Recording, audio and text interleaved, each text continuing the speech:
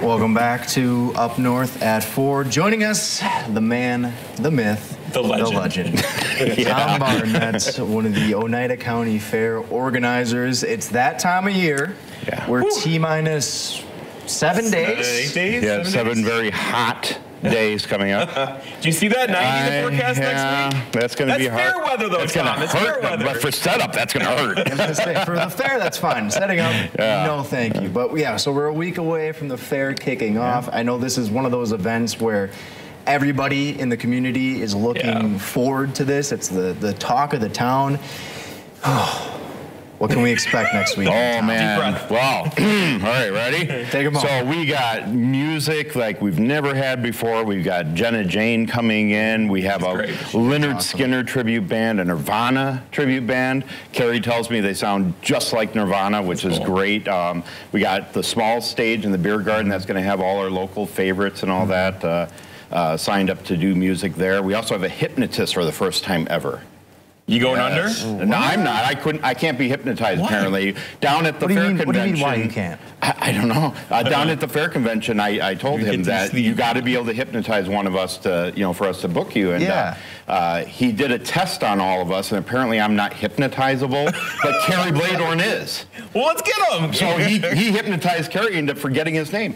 Oh. What? He literally forgot how to say his name. No. Carrie forgets nothing. That man's a genius. He knows everything history for the last 80,000 years. Right, but he did it. So we brought him to the fair. So it's going to be a fun time. It's going to be a lot of kids stuff again. Ollie's Exploratorium, and the food. Yeah. And this fair is one of those cool fairs, too, where there's lots of quirky things going on, too. And that's your personality coming through. What are some of the quirky things this year? Besides the hypnotist. Well, of course, we got the sexiest men's legs in a kilt contest. That might be the only one I've ever heard of anywhere. And then we got the crawdad race. We have the skillet throwing contest for the women. That's back again. Oh, yeah. That's back. That was huge last year. That's back. Okay, so, yeah, we got the skillet throwing contest and just all sorts of different fun little games, especially for the kids. I hate to interrupt you here, Tom, but crawdad racing? Did I hear that? So you grab a live crawdad, and then you run to the other end of the yard there and drop it into a bucket, and whoever has the most crawdads in a bucket wins. What if we made the crawdads themselves race? I'm thinking there's layers to this, Jeff. Yeah, there could be layers. There could be layers. But you work on this, Tom, all year round. I know you and Carrie work very hard on this, and it's cool to bring this thing to life. It's a week away now. We're in a good spot weather-wise, it looks like. How is your mind feeling these days about how it's going to go down this year? My mind says that we're going to have probably the best fair yet this year. I think that a lot of people are going to come out. I think they're going to enjoy themselves, and I think we have a lot to offer.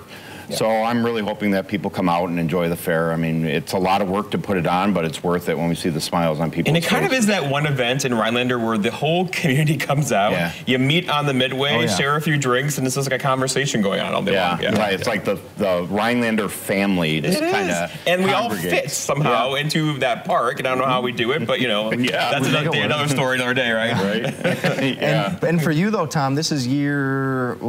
5, I believe. Year 5, since you've kind of taken over here a little bit. But I guess from year 1 to year 5 now, I guess what have you learned in that time, and I guess how have things sort of evolved in that time frame? Well, I think when I first took the reins of the position from Nancy Gehrig, who did a fantastic job in her years with the fair, I took what she learned through all her years at the fair and kind of made them my own and grew with that knowledge behind me.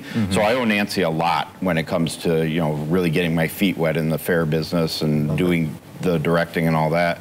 But I learned that definitely providing something new every year is really what makes the fair grow, because people get excited about what are we going to see this year. It's not going to be like, oh yeah, we saw those guys last year and the year before and all that. Bringing something new every year really brings the people out.